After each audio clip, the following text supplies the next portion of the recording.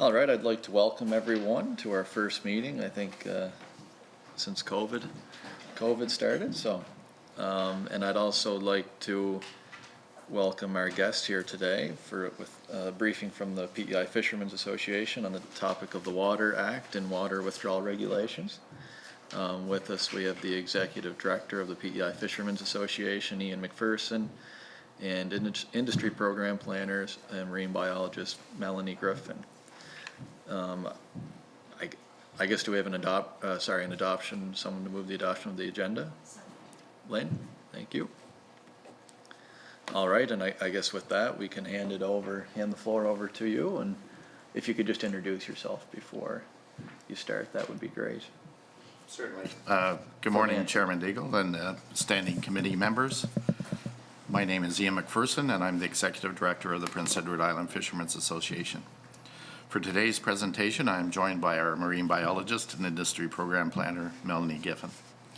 Ms. Giffen is one of our scientific resource staff at the PIFA and can address most questions you may have regarding our valuable ocean resources. Our President, Bobby Jenkins, passes on his regrets today as he is on a quest for halibut with a season closure that is fast approaching. On behalf of the Prince Edward Island Fishermen's Association, I would like to thank the Standing Committee on Natural Resources and Environmental Sustainability for the opportunity to speak to the important legislation of the Provincial Water Act. Although the primary role of the PEIFA is government advocacy, primarily at the federal level, we are also a significant chamber of commerce that represents over 1,260 independent businesses. In addition to the significant financial contributions our harvesters make to the island economy, many of our members live in rural coastal communities that are dependent on groundwater wells to supply their homes, shops, and local businesses. Therefore, the Water Act as a topic is of great interest to all. In addition, the inland freshwater network and our surrounding ocean have a symbiotic relationship that are all part of an intertwined and interconnected ecosystem.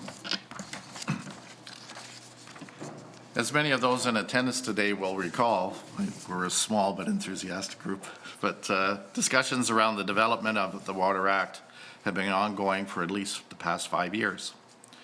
Our intent today is to recap for the committee past concerns that still exist, or review the Act and the plain language document. We have some recommendations that we hope our legislators will take to heart and make the suggested adjustments where required. We will now proceed with our presentation, and we're glad to address any questions the Standing Committee may have.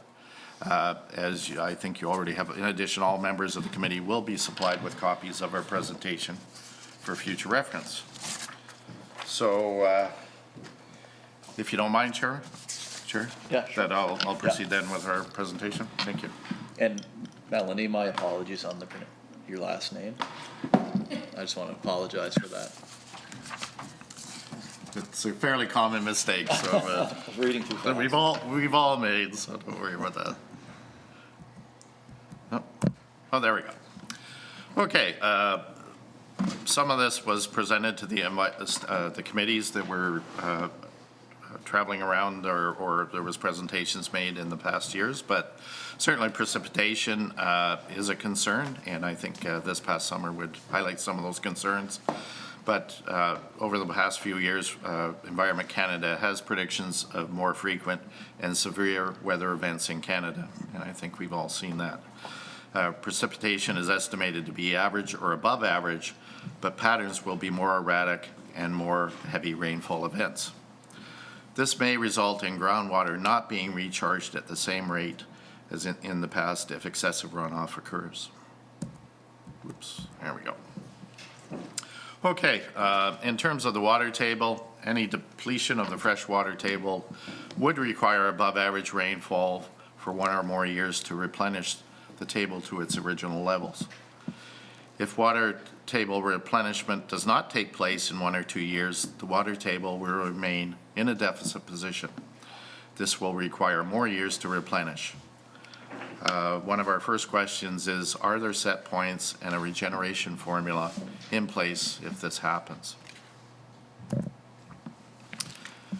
Moving on to people impacts, impacts to local businesses and homeowners. 50%, this was a statistic as of a few years ago, but 50% of islanders are on private wells. As water levels lower and local wells are affected, who and how will they be compensated should tables drop to a level that aren't sustainable or usable?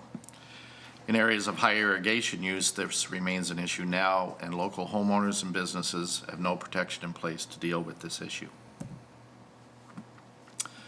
Streams and waterways. Impacts on local streams, rivers, and estuaries. We are concerned with the physiological changes such as water levels, water temperature, and water quality. We are also concerned with ecological changes to our waterways and how this will impact local fish populations such as smelts, eels, silversides, juvenile lobster, rock lobster, and oysters. And certainly Melanie's quite knowledgeable on many of these species should you have specific questions.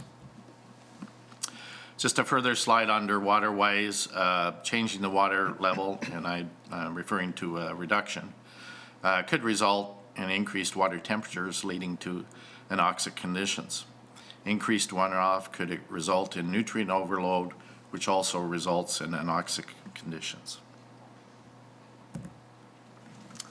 Moving on to water quality. We have serious concerns with water quality impacts if the regulatory prohibition on high-capacity wells is lifted. Using groundwater to irrigate fields means further exposure to pesticides, nitrates, etc., which eventually make their way back to our streams, estuaries, and drinking water.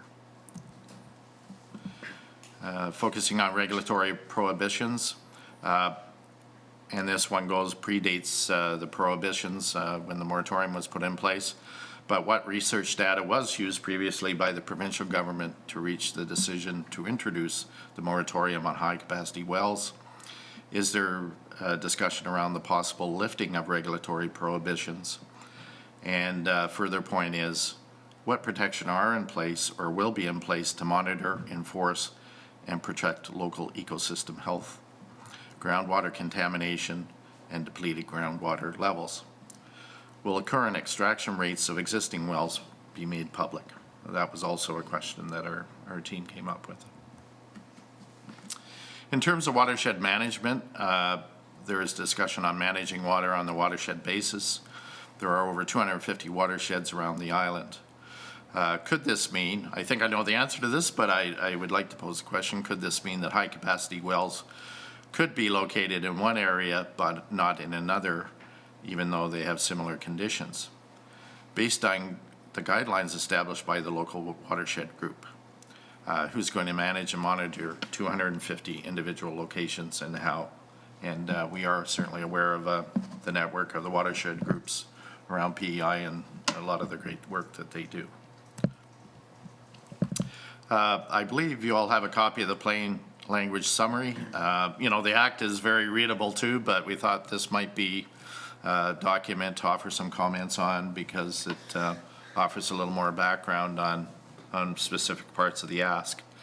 But in the opening statement, the use of water for best, and the word best is used, the benefit of islanders, while protecting the water required for healthy aquatic and habitat and wildlife. That's a quote out of the introduction there. And just a question, is there a definition of best? Is it economic, environmental, or sustainability focused? So perhaps some expanded language around that would help islanders understand the primary focus of the act. Point B, and I believe this was mentioned a little earlier, is there a regeneration formula developed that will be used to determine caution points and extraction rates? And we'll discuss this a little further. And I guess if we use this year as an example, we've had an extremely dry summer. And, you know, now the fall may replenish us to traditional levels, but we could see a drop of the traditional table as early as mid next year if dry conditions exist. So that could be an example that could be very close at hand. And also there's the reference made to connected low capacity wells wells rather, and we're just wondering how they'll be assessed, because we have the perception that if you connect a number of low-capacity wells together, the overall extraction rate of that area or watershed could be the equivalent of a high-capacity well. Then page number 2, just some questions, I guess, more around process. Are the exploration permits, those costs, are they paid in full by the applicant? It also mentions groundwater modeling. Is there sufficient available data now that is available for groundwater modeling? Should that be required? And factors determining unacceptable adverse effects. Just wanted to mention that potential impacts also include other watersheds, not just the watershed on other wells, the watercourse, and wetlands in the watershed. So I guess what we're asking here maybe could have been a little more clear, but under the heading factors determining unacceptable adverse effects, that the word other watersheds be added to that definition, because it mentions that particular watershed, wells, watercourse, and wetlands, but it's specific to that watershed. Also on page 2 in the plain language summary, and the cost of assessments, are they completed by a third-party group, the provincial government, or is this data collection collected by the applicant? Making a statement here, I think depending on how that format rolls out, we would have serious concerns if it was strictly a self-monitoring system. And again, another cost-related question, who pays for the cost of the proper assessment and data collection, long-term monitoring, and evaluation of the well's impacts.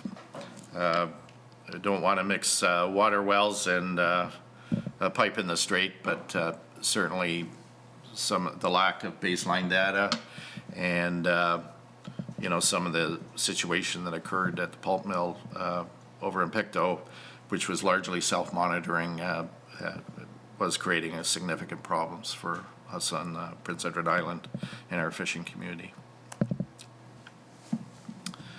Again, back to the plain language document, number 4, it talks about the priority of uses, and I'm glad that category is in there. Just wondering, I believe fire suppression is named as number 1, number 2 is domestic use, and number 3 refers to businesses.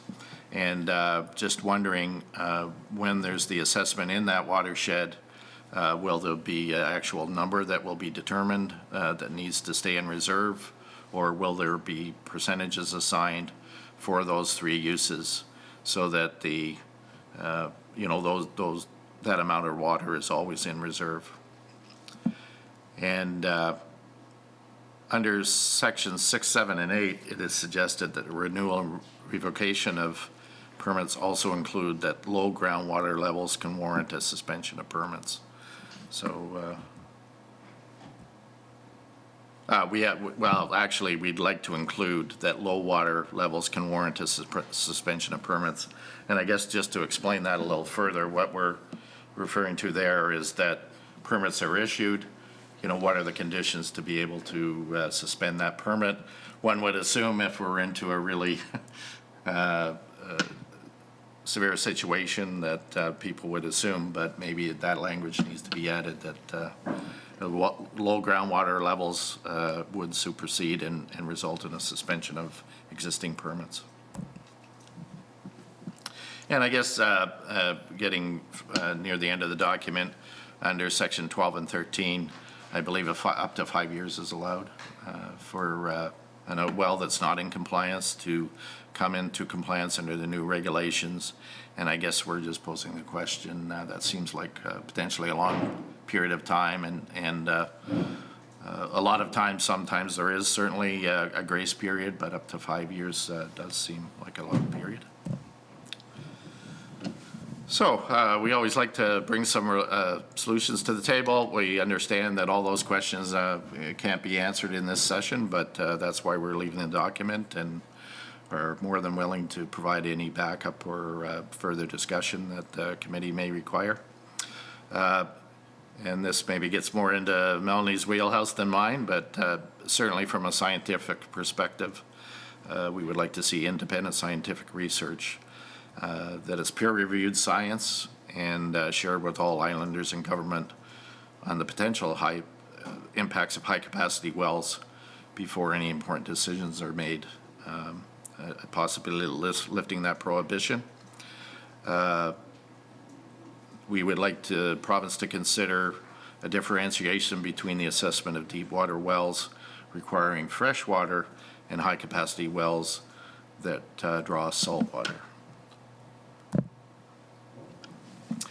Something we're very familiar onto recommendations continued is that in the assessment of the fishery, the Department of Fisheries and Oceans Canada uses a system that's called the Precautionary Approach.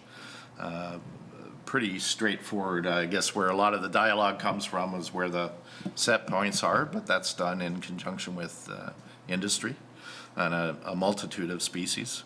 And you know, some are definitely in the green area, some are in the yellow, and a number are in the red, unfortunately.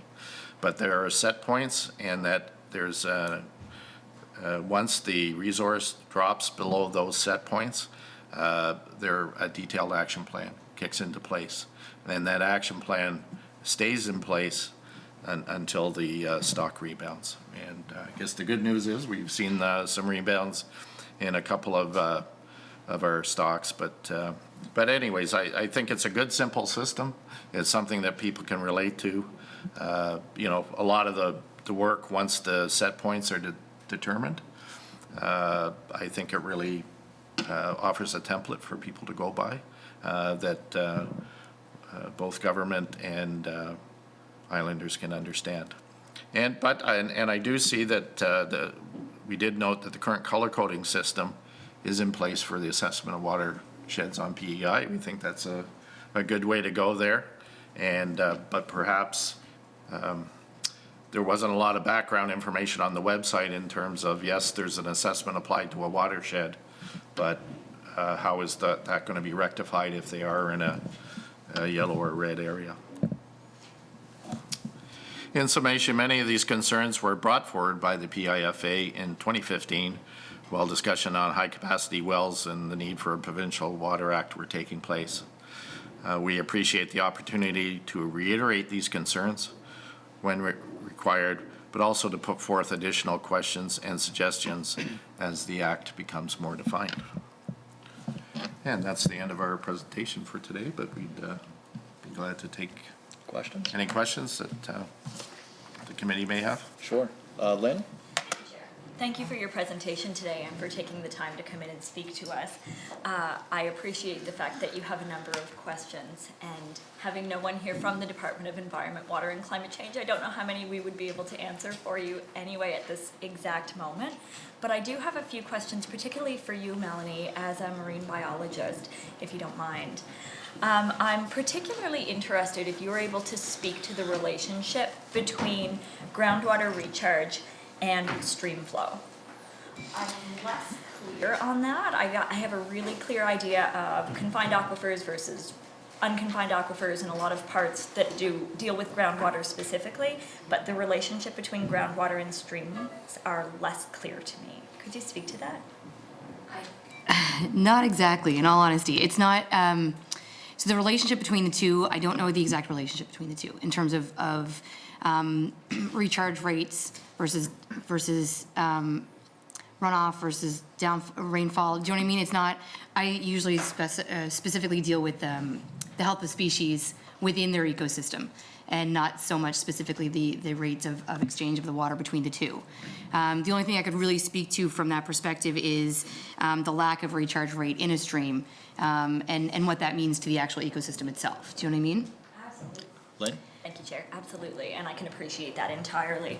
I'm also curious about the relationship between stream level and the recharge within that stream and anoxia. You were speaking about that very recently, Ian was, and I'm curious, as climate continues to change and the temperature warms, I presume the levels that streams need to stay at to stay healthy also increases, it doesn't decrease. Is that a fair assessment, Melanie? Absolutely.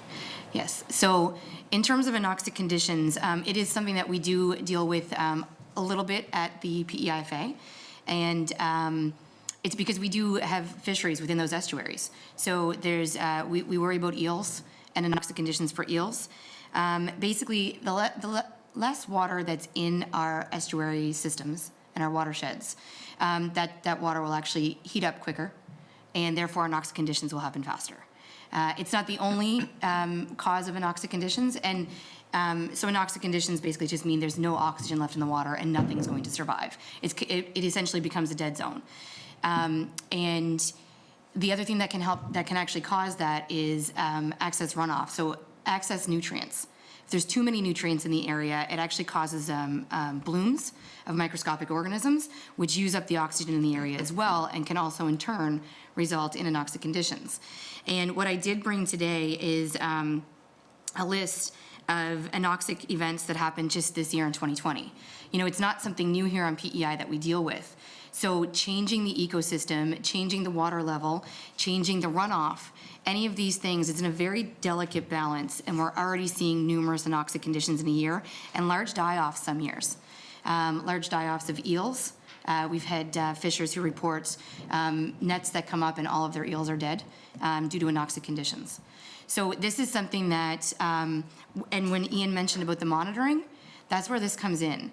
So currently, and it's noted right on the provincial website, and I'll read it right off here. It says, please note that information provided may not capture every anoxic estuary in PEI for a particular year.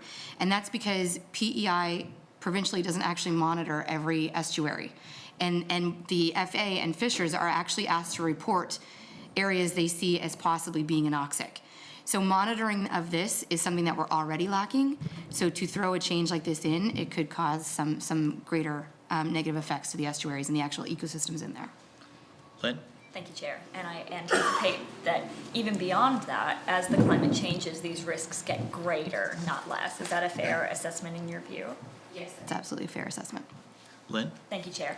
And as we speak to the color coding system, and that's a positive mechanism by which to monitor this. I note when I go through the water quality reports for PEI, we actually already have a number that are in the yellow and red categories. Do you see a lot of action happening to address that as it stands with the problems we have currently?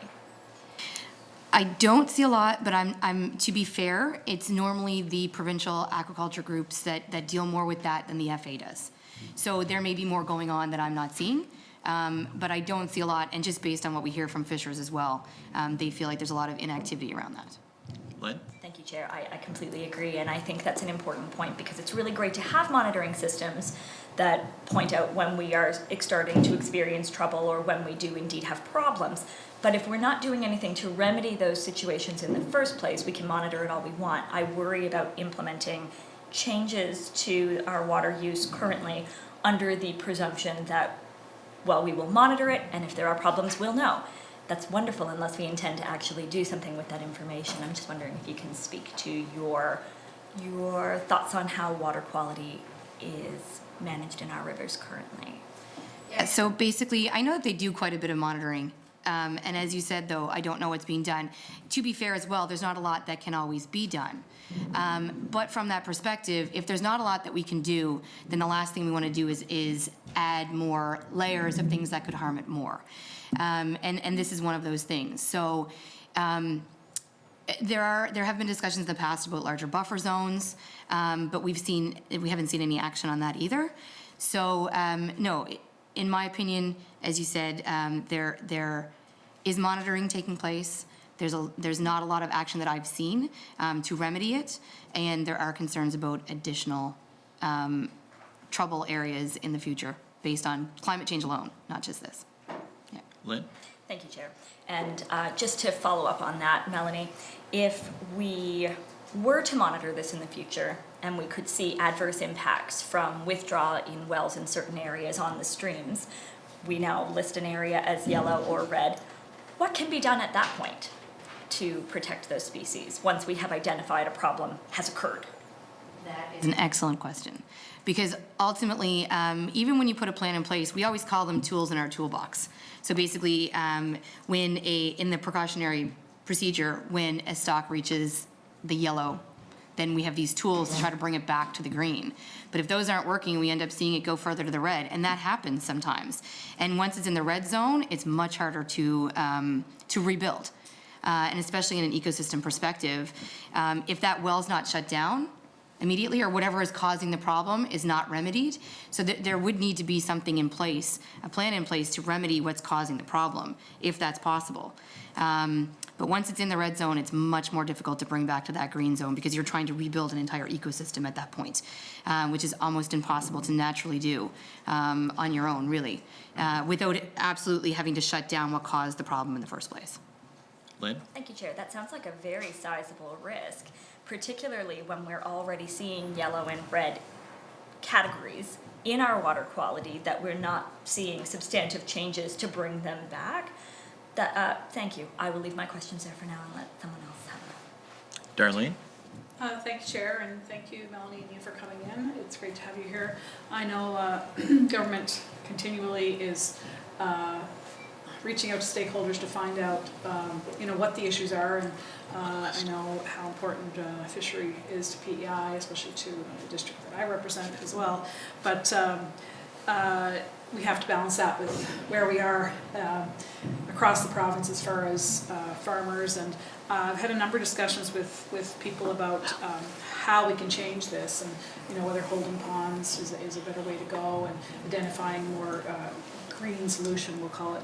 But as we move forward with this and develop regulations, I'm wondering if the PIFA would be interested in being one of the stakeholders as far as I guess just someone to come to the table to bounce ideas off and to bring forward your concerns, as we go forward.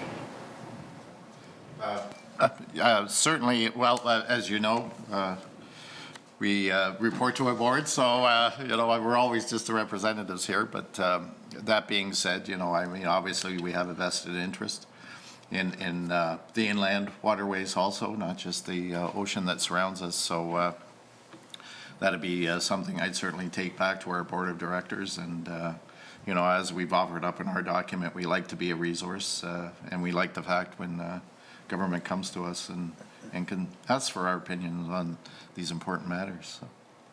Darlene? Thank you, Ian.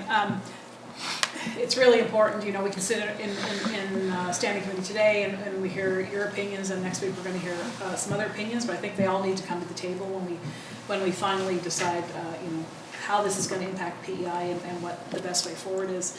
And Lynn mentioned monitoring, and that's very important, but one thing I do see in government is it's great to have monitoring and regulations, but we need to have someone to enforce those. We have to figure out how that would work, and what department is in charge of that, and then is there actually staffing there to make it happen. But I think it's very important that we define what, if we're going to go to green, yellow, red system across PEI for watersheds is important.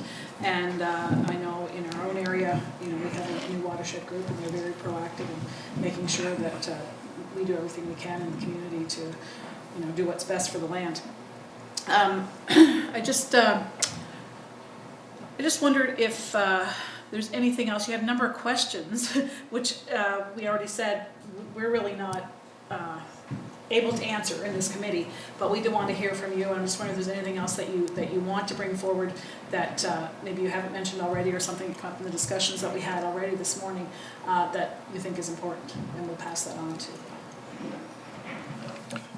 Well, I think what you're putting out there, Minister, has some merit in terms of groups getting together, or stakeholders, and maybe having stakeholders sit around in a larger setting and discuss.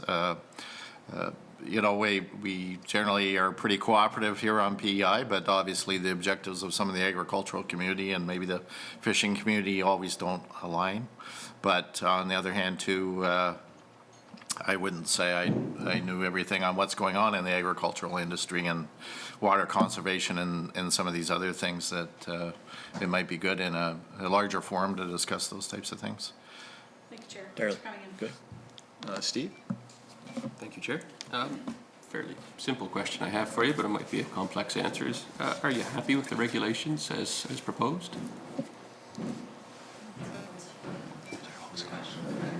Oh, I'm not personally. Go ahead. Was it, I'm sorry, did you say what, are we up on the regulations? Happy with the regulations. Again, we discussed this somewhat at our board level, but because it's been an ongoing issue for so many years, and certainly there has been quite a bit of progress in the last year or so in terms of finalizing some of the, or getting some of the details, the act in place and some of the details. So I think it's a good start. I mean, I think, and the plain language document, I think provided more detail, but if, you know, perhaps the committee could see that we get answers to some of those background questions, that would be very beneficial for us and our membership in terms of, you know, maybe our position is the same, maybe it alters a bit or whatever as we move forward. But, you know, quite frankly, when we pulled out our presentations, some of them dated back to 2014, 2015. So it's been quite a few years, and, you know, it's hard to keep up on every little development here, but I really feel that the government is, you know, wants to come out with a good end product and good act for all islanders, and we have to work together towards that to make that happen and help government come up with, or shore up the areas, I guess, that maybe need some shoring up. Steve? Chair? Based on the questions you brought forward here, I think you're going to be a very important stakeholder at the table. They're fantastic input already that you have here just in your presentation today. I think I see the ongoing theme through your questions, though, is that it shouldn't be something that's put in place rigidly and this is how we're going to go on into perpetuity. We need to monitor it, and we need to be able to change quickly if we see any sort of negative impacts on our water tables or on the estuaries and the like. Is that a fair comment to say? Is that flexibility is probably one of the most important parts that you're pushing forward? Well, I think flexibility, and maybe Melanie could add a little bit more to this when I mention it, but certainly with the recent experience with the mill, you know, we learned the importance of baseline data, and I think there's a great opportunity here to put some baseline data in place, and if it's not there already, we're not saying it's not, but I think stakeholder input in terms of what should be in a baseline data assessment and how it's going to be done, and obviously who's going to conduct it and monitor, those are all important questions that we hope can be answered in the not too distant future. Steve? Thank you, Chair. That's fine for now. Good. Lynn? Thank you, Chair. So just jumping off of my colleagues' questions for you, it is in the regulations currently that the moratoriums would stay in place. That's currently how that is framed. And I'm just curious if it is the position of the Federation, and perhaps you want to speak to this, Melanie, that the precautionary principle should guide us in this. Are you concerned that undoing damage inadvertently caused would be of a greater risk? I don't know, to be honest. I do feel like the precautionary approach needs to be within there in terms of the monitoring and the baseline data that Ian just mentioned. You know, we don't know what's happening in those estuaries unless we have data to start with. So we need to know that so that we can actually judge whether or not we are green, yellow, or red as we go forward with the project. So I do feel like, purely from an ecosystem perspective, there needs to be something in place. There needs to be a key measure there to determine whether or not the health of the ecosystem in the areas is remaining the same, degrading, or if it's improving at all. So there needs to be something there, and I think the precautionary approach helps with that. But in order to put a precautionary approach in place, you need a baseline to compare it to. Lynn? Thank you, Chair. Yes, I completely. If you wouldn't mind, I'd just No, like please. a little bit of an addendum there. At this point in time, our position still remains that we're opposed to high-capacity wells, freshwater wells, or the expansion of them, either expansion or adding additional ones, but we realize that's part of this discussion here today. Lynn? Thank you, Chair, and I appreciate that clarification on the difference between freshwater wells and saltwater wells. I have similar views on that. I'm hoping that you can speak to the regeneration formula in your streams and estuaries that we're monitoring. What are the metrics that we are looking for when assessing the overall health and the regeneration? I would have to do a little bit more research, in all honesty, before I could give any kind of, I don't normally look at it from an estuarial perspective. I look at it from a marine perspective, and they're completely different, in all honesty. And I've never really reviewed a lot of the background on the estuarial side of it. So I wouldn't want to lay anything out here, because I wouldn't be confident that it is exactly what we would be needing, so. If I could just add in, it's more of a personal situation. I lived out in Western Canada, central Alberta, for a number of years, and we had a cottage and in an area, and here the rainfall in Alberta had decreased over a 6-year period, and certainly people in the agricultural community were very well aware of that, but I would say by and large most people that weren't in agriculture in Alberta really didn't really see that, yes, okay, we got another dry year. So what happened was there consistently was a loss of the groundwater over a 6-year period. And although there was rain, and some years there was more rain, it's still not enough. You have to get the normal rainfall plus to start to regenerate your table back up. And I think it's a pretty straightforward concept, but I don't think they think, well, last year was really dry, this year was really wet, so our groundwater table must be, we must be good again. Well, no, it was a 6-year depletion, and wells that had been in use, and there were some older cabins on that lake for over 80 years, went dry, and people had to go down significantly lower because the overall water table had dropped that much and wasn't replenishing at a sufficient rate. So that's, I think, a context that makes it really understandable for a lot of people. Lynn? Thank you, Chair. I completely agree. I have done some reading into ecosystems, and it's just remarkable how complicated systems are and how interrelated things that we don't necessarily consider are. That it is a bigger scale than just over the course of a year or a summer or even a couple of years, that it's actually really complicated. And the relationships between different parts of the ecosystem are not always entirely clear from the outset. That's my finding. Would you say that's a fair assessment? Absolutely. Yes. Lynn? Thank you, Chair. Sorry, Ian? I just one more comment I'd like to add, because I think it's a current challenge for all of us on the island here. And certainly Minister Compton and a number of us in the community, we're working hard to revitalize and keep our communities and actually attract people to our communities. So there's going to be shifting of water usage patterns as the island grows, and perhaps I'm really hoping we see a resurgence in rural PEI, and I think we are starting to see some of that. So, but also too, in most jurisdictions, a lot of people are migrating to the cities, the urban centers, we know that. So again, a different watershed might be getting hit a lot harder than it was maybe even 5 years ago or whatever, and that has to be part of our forward planning also, is, okay, what's the impact on the watershed? Lynn? Thank you, Chair. Thank you. I completely agree with that. I think those are all really important points.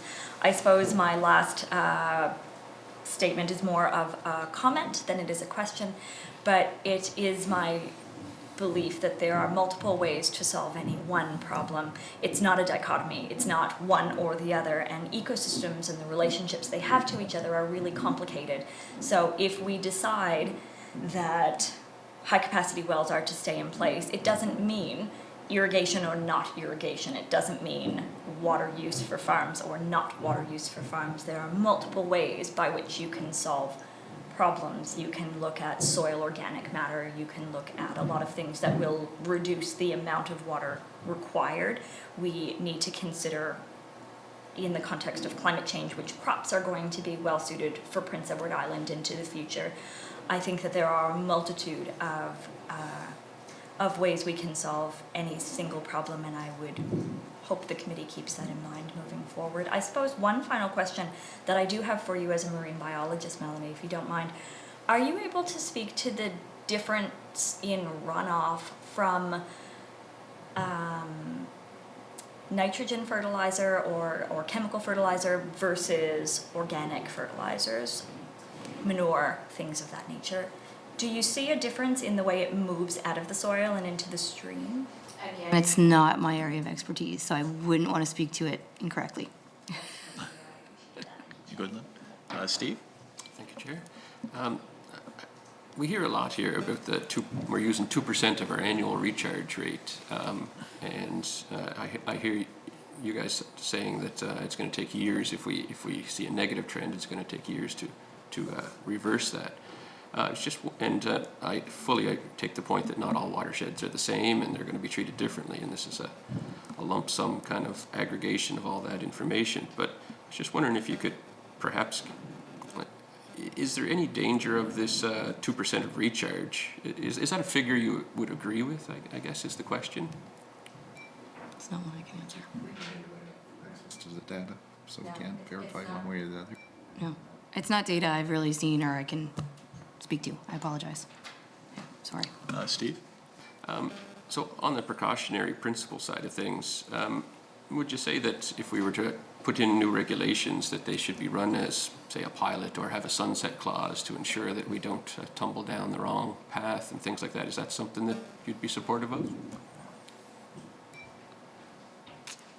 Well, I think anytime there's something new, I think, it would be prudent for government and people to view it in terms of, how can we make this better and not to lock ourselves into something that can change quite rapidly. And again, referring back to this summer, I mean, it was an extremely, I think at one point in the summer, we were a tenth of the precipitation that we were historically for that time of the year, only a few weeks ago.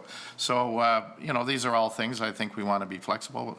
I think, there's a real spirit of cooperation on Prince Edward Island with all the communities, not just social communities, but industries, because we all benefit when various industries are doing well. So I think that's something that I think we would want to have that option to review. And there again, maybe we're very much into process because we deal with it all the time.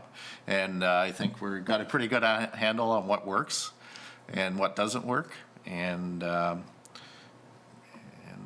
analogy that we've seen that was very troubling was not too many years ago, the fishers of Prince Edward Island were constantly going to meetings saying that the mackerel stocks were in serious decline and that the quotas that were being issued were not sustainable and should be significantly slashed. And that's not something that a lot of people, the fishing community is suggesting that. Well, guess what? It didn't happen, and now they're in serious decline. And there's a rebuilding plan that is having limited success, I guess I'd say, Melanie. And so these are the kinds of things. It's when you're playing catch up, it's hard. And because the catch up is basically Mother Nature, I guess you can do lots of models, but if the rainfall doesn't happen, and you're still potentially in that deficit or still in that yellow zone or whatever. So these are all things that could be discussed.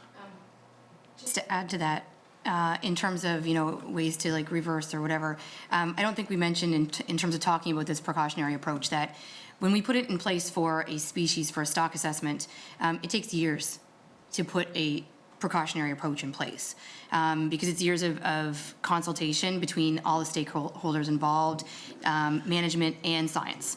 So it comes down to management, science, and the stakeholders that sit around to come up with the precautionary approach.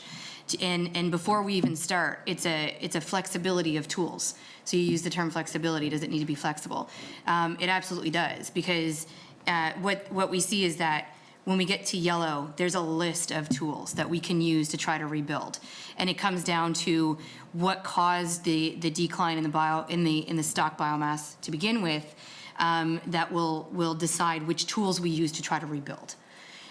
So For instance, it may be, if we look at lobster, which is the easiest one to look at, just to give you the example of some of the tools that we could use to rebuild, we've got carapace length in making sure there's more eggs in the system. You know what I mean? So we have these tools to say, okay, we're in the yellow. How can we improve this scenario? And this is the kind of flexibility that I would assume be looking for as well in this situation, that if we're seeing a specific decline or negative impact on an ecosystem, you know, there's things to say that it's happening, and then there's tools already listed that are agreed upon by all the stakeholders to try to rebuild that to the green area. Steve? Yeah, thank you, Chair. So if I'm getting what you're laying down here, we need some hard data to start with through monitoring and whatnot, and the responses we have to whatever that data is telling us. We need a flexible response tools, and then we need the motivation to implement the proper tools, perhaps science-based or evidence-based responses from that flexible toolkit. Is that kind of what we're getting at here? Yes. So, Yeah, go, so, Steve? thank you, Chair. Monitoring, do you have any suggestions of how to get either this good baseline data? I heard you say it's going to take years to get everything in place. Is that like a definite thing, or do you have any suggestions on where to start for either monitoring or the baseline data from your perspective? I can tell you that in terms of what to collect, not exactly. That I think comes down to a stakeholder meeting that you guys have been talking about anyways. But when it comes to any baseline data, you're usually looking for a minimum of 5 years of data, just as a baseline. Because even in a matter of 2 years, you may see two completely different things. You need a third year to get a better idea of what's actually normal, possibly, but we usually like 5 years. And even as an example, we currently are doing lobster collectors around PEI to look at trends of lobster settlement, and we're in year 10, and we still don't have enough data to make to confidently create a model of trends around the island off of 10 years data. It's something that is usually a key to understanding any ecosystem is monitoring, but it's also the last thing that people normally do because it takes so much, usually funding and time to be able to do that, but it is key in ensuring a sustainable ecosystem.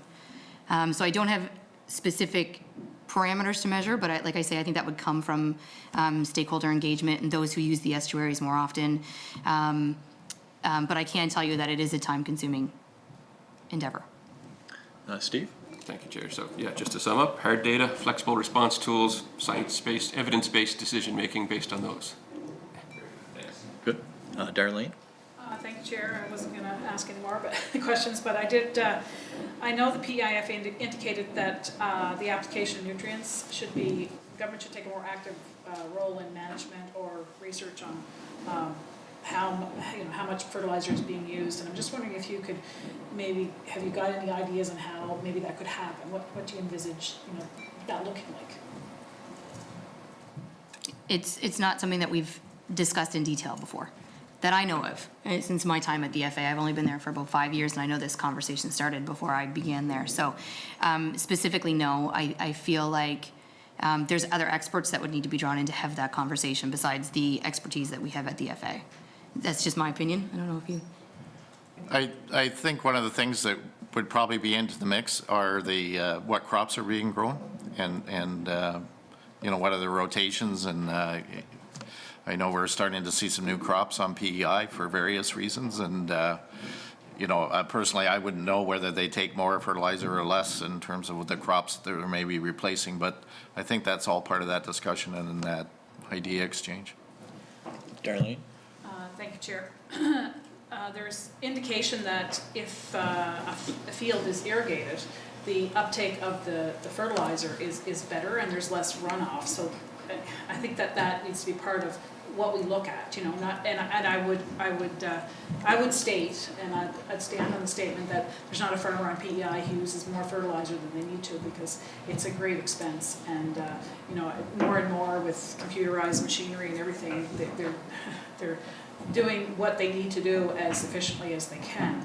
And I mean, because it's been so dry, especially up west, we need to look at how farmers are going to continue to farm, and I think part of that is what crops do we grow here, and I've always been a proponent of whatever we grow here should be the very best, because we don't have a lot of land.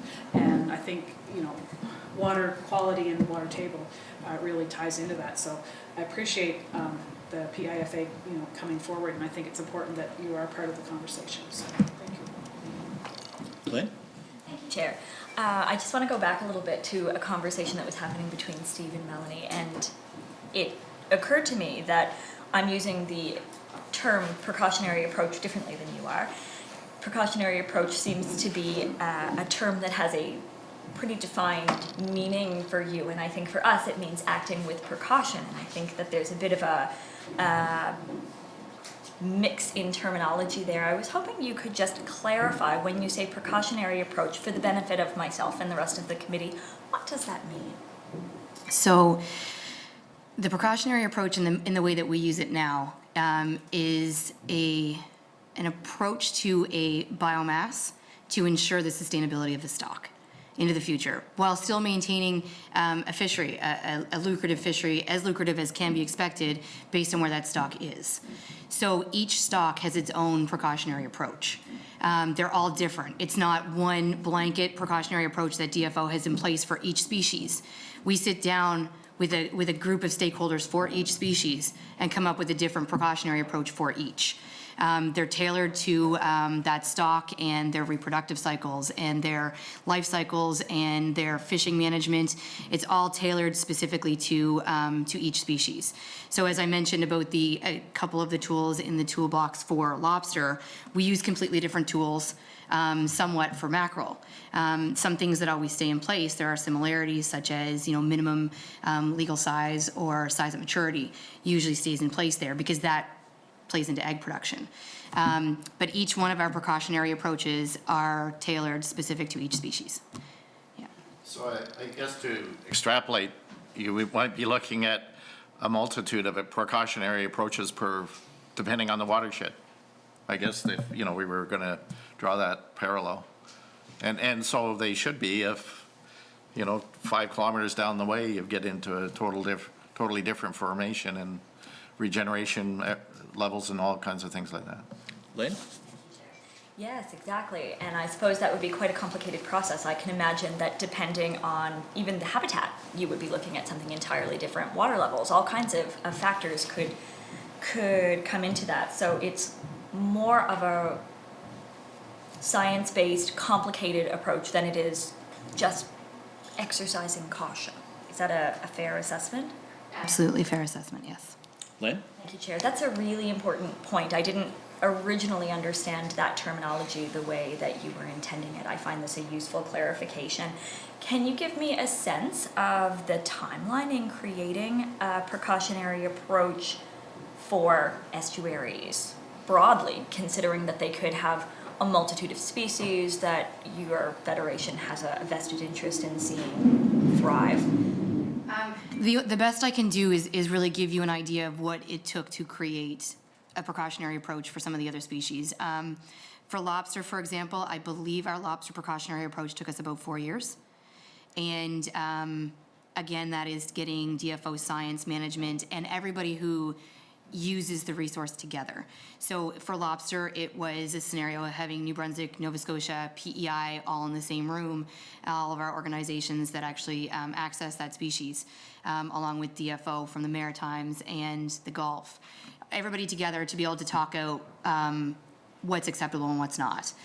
When it comes to mackerel, it's a little bit different because with mackerel, it took us, I think, again, 3 or 4 years, I would say, to get our precautionary approach in place for mackerel. But in that case, we had to include Newfoundland and Quebec because we share that species with them.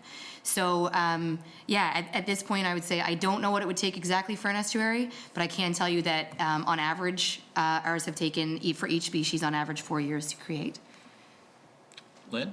Thank you, Chair. I'm learning a lot in this committee today. I appreciate you taking the time to explain that. I certainly was interpreting that incorrectly. I'm curious, given the importance of this and also in understanding that ecosystem, if you're seeing much in the way of government funding to support that kind of research currently. What we see from government funding is what is already set aside for each species within DFO. So for instance, there is so much money that's set aside for mackerel research. So whatever they can provide to help with it from that perspective, they will. But they also will move that money around depending on where they have a lack of data versus where they have a wealth of data. So for instance, this year, Prince Edward Island itself, the PEIFA helps DFO collect mackerel samples, and we do it annually, and we're going to continue doing it. So they actually took some of the funding that they would normally send to us, and they sent it to Nova Scotia, where they don't get any of the same data they're getting from us. So it really just comes down to what federally is set aside to that species within DFO. Outside of that, we don't really get any extra funding. If it's through AFF, for instance, they won't provide us funding to do this kind of thing if they consider it A-based funding for DFO. So if it's something that they believe DFO should be doing, then we can't access that fund because they believe DFO should be doing it even though DFO doesn't have the funds to do it. So we've tried in different areas to get, if there's places to access funding, we usually try if there's research we see that needs to be done, but there's not an ample opportunity to access funds for that kind of thing. Lynn? Chair, I'm hearing that. So it sounds to me like there is a knowledge gap in this particular area. There's a lot that we don't know. And in order to have a precautionary approach in place to assure us that we have some baseline data and can safely manage the streams and estuaries without harm to the fisheries, there's still a fair bit we don't have information on currently. Is that accurate? I think that would be a better question for somebody who deals more with the estuaries than I do. Dr. David Carnes is a great person to chat with about eels. He's our eel guy on PEI, and he has a wealth of knowledge actually on that species. So he would be the one to tell you if there's any data gaps there. Yeah. Lynn? Thank you, Chair. I think it's key to keep in mind that, our expertise tends to be more on the ocean side of things, not exclusively, but, I think perhaps some of these challenges could be taken to experts, hydrologists, whatever, to say, well, and first of all, some data may be there that none of us are aware of, or how to achieve or attain that data might be a little easier than we're aware of, but that's why I think it's important to have different stakeholders having their input, and we obviously would come with a pretty clear set of questions or expectations or things that we would list that are key to help us be comfortable with any changes to the Water Act or Lynn? Thank you, Chair. I can definitely appreciate that. I also had a bunch of questions about confined and confined aquifers and realized that that's not the area you have. So that's totally fine. I do appreciate this conversation. I appreciate the willingness to answer some questions. I think you've given me a much clearer picture of this than I had earlier, so thank you. Steve? Thank you, Chair. Just going off the line of questioning from the honourable member beside me here, the precautionary approach that you're talking about, sounds like when you're developing your approach, you'd end up, the science would give you a range of values for regeneration of mackerel or anything like that. And so would this precautionary approach dictate that you base your science upon the lower numbers to ensure that you weren't overtaking from any particular stock? Is that? Yes, so each level has a different specific biomass. So once the biomass is estimated to be at this level, then we are automatically in the red zone, and we automatically need to include, or need to start using some of those tools. We do use the lower levels of it, as you said, to make sure that we're being cautious about how we're moving forward with it. As you know, models when it comes to the marine system are much different than models when it comes to terrestrial systems. It's easy enough to fly over and actually get a count on what's there. It's much more difficult, and models are much more in depth when it comes to aquatic and marine environments because we really can't see what's there. So we need, fisheries independent markers to tell us where that biomass is. So we're always estimating and using that lower number to be on the safe side. Yeah. Steve? Yes, thank you, Chair. I think that's a very important point. During consultations, I had asked that question because they were using a range of recharge rates to develop these regulations, and I couldn't get a clear answer on whether we were using those lower levels or not for this 2% number that's always thrown out there. So I appreciate your answer there. Thank you. Any other questions? I think it's important to note that it doesn't mean that governments have been negligent. If we've enjoyed fairly stable precipitation and things like that over a 20-year period, but certainly I think most of us are aware or feeling that things are changing, maybe not as dramatically as other parts of the world, but there are changes out there, and so it's really critical to start that baseline data because we could be moving into a phase that's a different phase versus the last 20 years or 30 years. Melanie, you had mentioned earlier that there was trouble areas that you'd be worried about in the future. Which areas would those be? So if you go onto the provincial website, Yeah. that's where I got these, and I can share them, but there are a few areas that since 2010 have had anoxic conditions every year since 2010. There's 4 locations, so Tracadie Bay, Winter River, Rustico Bay, Wheatley River, New London Bay, Southwest River, and Kaskamack Bay, Mill River have had an anoxic event every year since 2010. And then Rustico Bay, Hunter River, New London Bay, and Brackley Cove Head, like Cove Head Bay, they've had an anoxic event every year except one since 2010. So this is all available right online to show you where the anoxic conditions are. The anoxic conditions that took place this year were in Brackley Bay, Grand River, Hunters Creek, Indian River, Mill Creek, Montrose River, Oyster Creek, Surrey River, Southwest River, Trout River, Trout Stanley River, Wheatley River, and Winter River. Those were all anoxic events that took place in 2020 that we're aware of. Because as I said before, the province doesn't monitor them. It's the public or fishers who report them to the province, and the province goes to actually confirm. And so these are the confirmed events that were reported. So we usually put this out on the PEIFA website as well to let fishers know that if they suspect an anoxic event, to please contact the province. And that's how that whole process kind of follows through.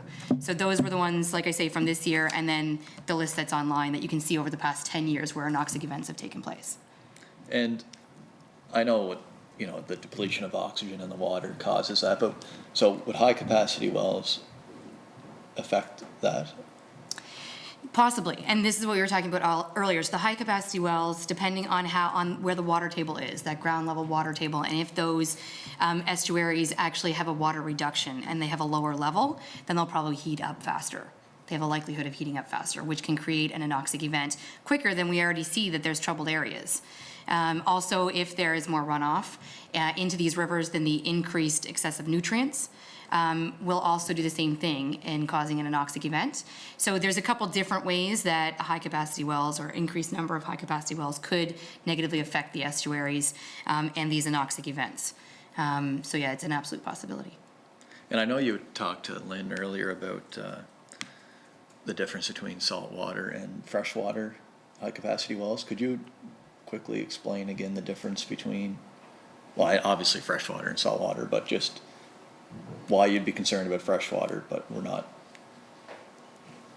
Excuse my ignorance. No, not at all. I'll say one thing and then I'll probably hand it over to Ian if he's got a better explanation. But Sure. From my perspective personally, like from the biology perspective, we're looking at the island, which only has a certain amount of fresh water, whereas saltwater is really not a limiting factor as compared to the freshwater. I don't know if Ian has a better answer for that than I do. But. And in a lot of those cases, deep or high capacity saltwater wells are on the coast. Yeah. So there's, we're not talking about a contained saltwater well. We're talking about extracting large volumes of salt water out of the ocean. Okay. Holding facilities, that kind of thing. So that's. And does the aquaculture industry have any freshwater high capacity wells? Maybe they're drilling one right now. We were told that would come up, so that's why. It's people working, that's great. I'm not, any freshwater wells, you say? Yeah, I know there's 60 some in total, but I think most are saltwater, but it did say some are freshwater. I don't know if that was 3 years ago though, that. You The don't know? aquaculture. Yes. Personally, I don't know. There are some? So I guess if you're against freshwater high capacity wells, but the aquaculture industry does have freshwater high capacity wells, I'm just trying to understand. Well, I think that's something we'd want to look at and discuss further. That's been our position for quite some time. We've never had any, we've had discussions with the potato growers and some of the people that use high capacity freshwater wells, and haven't had anyone from the aquaculture side challenge our position or ask us to explain it, but And I guess I could be it could be a fish plant, like it could be fish plants, which you wouldn't, you don't represent the processors, but Yep, correct. that does process your product, so I guess when you said you were against them, I was just I thought that there was some in the aquaculture industry, so I was kind of confused. I think it's important to keep in context that, again, I'm just restating a position that's been the association position for 5 years, and that there was absolutely, it was on off, was what was presented to the PIFA by the previous government, and we chose off to, no moratorium, yes, or lift the moratorium. So, I think we're pleased that there's this kind of dialogue around this, and I think it's going to be an issue that we're going to be looking into as we move forward, but Okay. Thank you. Anyone else have any questions? Yeah, sure, Lynn. If I may. Thank you, Chair. So, Melanie, you might be able to give some context on this, but it is my understanding that freshwater versus saltwater high-capacity wells, I would assume that saltwater high-capacity wells have no ability to impact recharge in a stream or estuary. Is that an accurate statement? I believe so, yes. Lynn? Chair, and I also am of the impression that with, for example, freshwater wells near a coastline would have the potential to impact saltwater intrusion. Is that something you are able? No, that's a geologist. All right, thank you. That's Good, fine. good. Thanks, Melanie. Anyone else before we let our guests leave? No? I guess any closing statement or any comments to wrap up before we adjourn? well, I guess from a general sense, part of our job is to keep our board of directors abreast of changing conditions and situations and dialogue. So we'll certainly do that. We'll give them a full report on what's taken place today. As I said, I think initially I'll give a personal opinion, but I think this is a good approach on a topic that's so serious and we pulled together as an island. We understand the value of the seafood industry, the agricultural industry, whatever. And I'm sure that in the last number of years, there's been some new technologies developed that perhaps we should all be looking at in terms of conserving water. I know some of the larger centers I've lived in, that conserving water has been a high priority for a long time, where some of the smaller cities are just starting to go that route. But I think dialogue's always good, and it's a really important topic to everybody, not just in this room, but the 1,300 people we represent. Good. All right, well, I want to thank you both for coming in this morning and your time. It's very appreciative. We'll just adjourn momentarily until we wrap up there, and we'll get going again. Thank you.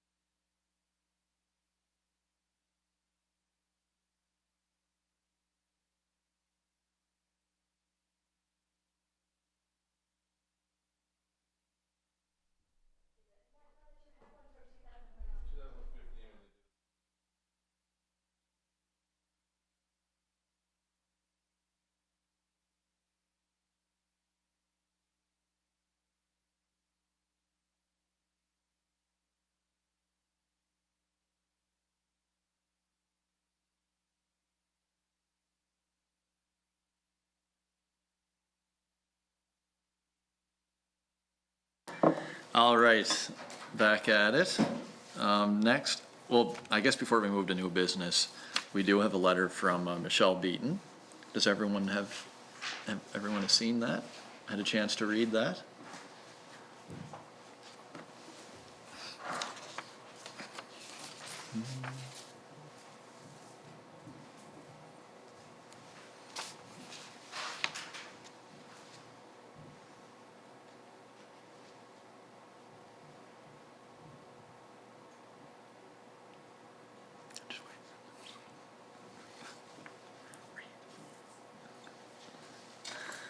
So I guess I'm looking for the committee's direction on this. Michelle is asking that we request IRAC to appear before the committee to present the findings of the investigation. Does anyone have comments or suggestions? Steve? Yeah, I think that's a great idea to get them in for an update, just considering the timeframes that are mentioned in the letter here.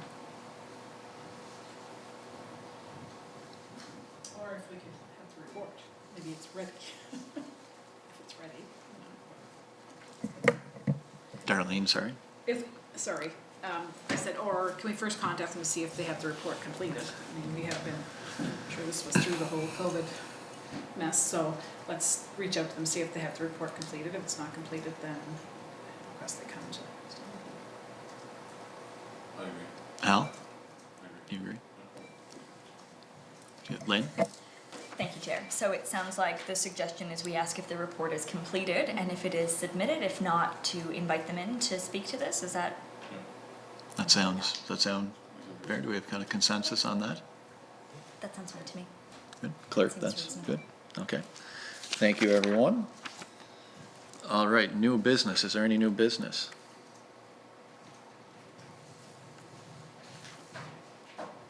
No? I had something, and I know we do have quite a few people scheduled to present.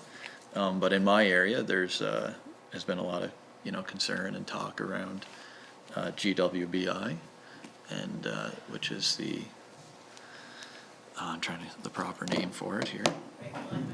Yes, and there's just concern around and they had emailed me actually last week asking to meet with me and just present on their future plans, and and what's happened so far in the past, because there has been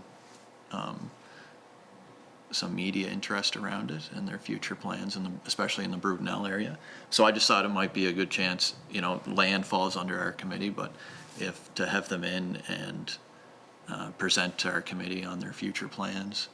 I guess, it could be specifically for that area, but just in general. And, they have asked to meet with me, but I thought perhaps it would be a good idea to have them meet here where it's public and, questions can be asked. And Yeah, it's also a concern in Darlene? District 4, yeah, because we have the compound in Little Sands. So, and one concern that has been raised to me by a number of constituents is the number of vacant houses that are tied to monks or students that are studying there, and their families are buying houses and spending 2 weeks a year, and it's affecting our housing shortage for sure. And there are a number of vacant houses, a number of them. And so it's becoming a concern for sure. yes. Steve? Definitely sounds worthwhile to me to have them in to Lynn? ask questions. Thank you, Chair. As for vacant houses, is there anything that regulates that? Well, there's not, but I think it's something that we have to maybe look into, because it is affecting the number of houses on PEI that are no longer there for the housing shortage that we have, and we're not talking a seasonal cottage, we're talking of, $500,000 home that is purchased and then just sitting, so. Yeah. So, and I know it was dealt with in British Columbia, with a vacant house tax. Lynn? So, anyway, it's just something to consider. Thank you, Chair. That's interesting context. I was not aware of the vacant house tax in British Columbia. This is an issue I'm genuinely not well informed on, but have no objection to having the opportunity to hear a presentation and ask questions. That is the will of the committee. Okay. So would the committee agree that we could send an invitation to the Great Wisdom Buddhist Institute to come and present? I have an email from them here that I could forward on to the clerk for a contact, and I just thought instead of just meeting with myself, they could present to the committee and It's public. what their future plans are. And good. All right. Any more new business? Lynn? Thank you, Chair. I am interested in asking questions to a hydrologist or a geologist, someone who would be able to answer more questions specifically on the confined aquifers versus unconfined aquifers, the relationship between recharge and estuaries and rivers. I think it's an important part of the conversation that thus far I have not been able to get clarity on, and in our research moving forward on the Water Act regulations, I feel like it would be valuable, but I don't have someone to recommend at the moment. Okay. Would it be a possibility to have the clerk consider possibilities to offer the committee? Would that be something we would be willing to entertain? Is that fair for everyone? Yeah? When Ole? when we had the hearings last year, there was one of the gentlemen seemed to be kind of in charge. He sounded very knowledgeable. I just can't remember the name, but he might be the one to bring in. Steve, did you? That was George Summers he's talking about. Okay. As a geologist? Lynn? Oh, sorry, Chair. No, that's fine. As a geologist, I'm not certain which of those two positions would be best able to speak to confined aquifers versus unconfined aquifers and the relationship between recharge for groundwater and recharge in estuaries, but whichever of those two professions would be most adequately suited to answer those questions is who I would like to bring in if the committee is all right with that. Yeah, I have no issue. Consensus? Yeah? All right. Any more new business? No? All right, motion to adjourn? Darlene, thank you. Adjourned.